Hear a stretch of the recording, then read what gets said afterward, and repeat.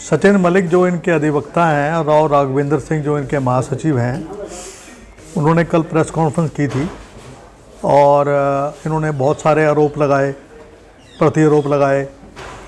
पूनम यादव है जिनके ससुर एक भूमाफिया हैं, जिन्होंने पता नहीं कितने करोड़ों की संपत्ति बना रखी है, वो जो है इस प्रकार की भाषा इस्तेमाल करती हैं।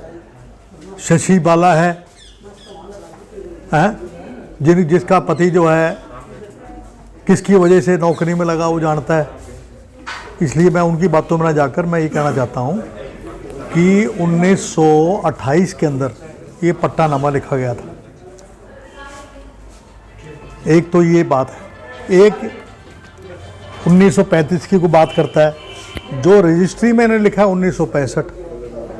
तो मैं इनके अधिवक्ता महोदय से ही जानना चाहता हूँ इनमें से तारीख कौन सी सही है। 1928 की ठीक है, जो 2018 में ख़त्म होती है। मेरे हिसाब से 1928 की जो पट्टानामा लिखा गया था और वो जो 2018 में समाप्त हो गया, इसलिए इनको पट्टानामा लिखवाना इनकी मजबूरी थी। और उसके बाद रजिस्ट्री हो जाना, उसकी फिर रजिस्ट्री होना, उसमें रजिस्ट्री में एविजन हुआ है।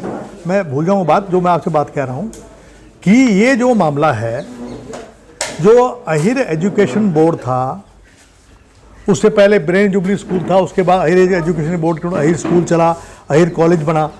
उसके जो फर्स्ट जो अपने चेयरमैन थे वो राव मोहर सिंह थे और इन्होंने जो है किसी तरीके से इस पर कब्जा करके, और पहले तो ये लाहौर के अंडर था,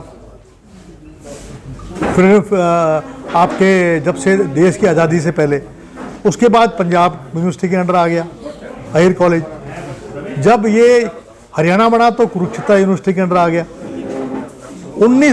ये है बात 6 अप्रैल 1980 को राव वीरेंद्र सिंह जी जो हैं सोल मेंबर रह गए, उन्होंने अहिर एजुकेशन सोसाइटी बना दी और अहिर एजुकेशन बोर्ड को समाप्त कर दिया। इसमें अहिर एजुकेशन बोर्ड में कई ऐसे मेंबर थे जिनको या तो फर्जी नोटिस देके उनको हटा दिया या फिर वो इस दुनिया में नहीं रहे। पहली बात तो डिसोल्यूशन क्यों किया? अगर डिसोल्यूशन कर दिया था तो ये पट्टानामा भी समाप्त हो गया था।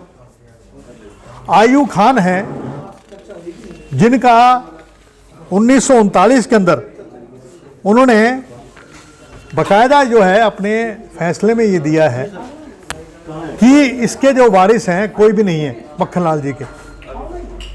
और टीएल सत्यप्रकाश ने 2009 के अंदर जो मिली भगत थी इनकी नीचे रेवेन्यू डिपार्टमेंट की मिली भगत करके करीबन 3900 एकड़ जमीन को ये खुद विरोध करने में लगे हुए हैं, उसके बारे में बाकायदा सरकार को लिख के भेजा। लेकिन कभी टीएल सत्यप्रकाश जी ने मेरे नोटिस में बात नहीं लाई होती। अगर उस वक्त मेरे नोटिस में लाए बात हुई होती, ये तो मैंने जब मेरे पास रिकॉर्ड आया है तब मुझे पता लगा कि टीएल सत्यप्रकाश ने ये लिखा कि भाई ये जो जितने भी ये जो वारिस सब फर्जी हैं।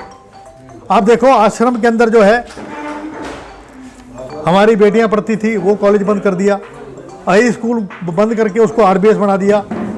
राव तुलाराम जो कॉलेज था दिल्ली में उसको हड़प गए। ये जो राव वीरेंद्र सिंह एंड सन्स के नाम से अब ये सोसाइटी हो गई है। ये अहिरवाल के क्षेत्र के लोगों की का अब ये कॉलेज नहीं रहा, ये एक सोसाइटी बन गई है।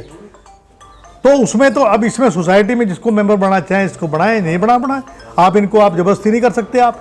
लेकिन मैं इनसे पूछना चाहता हूं, क्या इन्होंने इलाके को कॉन्फिडेंस में लिया था?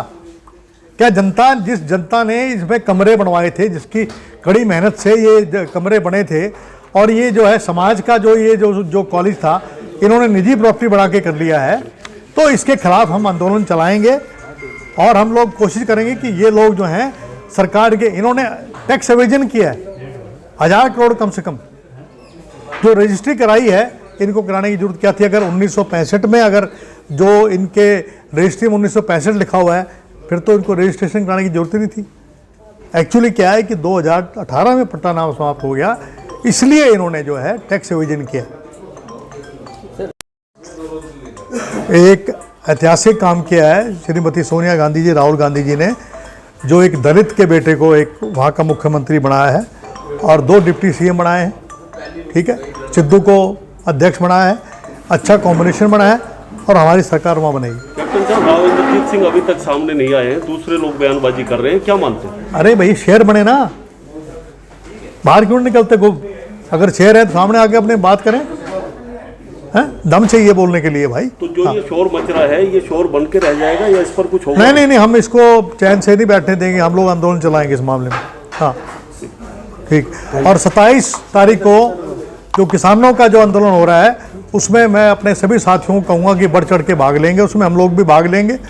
मैं खुद आऊँगा यहाँ पर और हम अपील करता हूँ अपने जो व्यापारी भाई हैं और जो तमाम लोग हैं वो इस आंदोलन में उनका पूरा समर्थन दें किसानों को।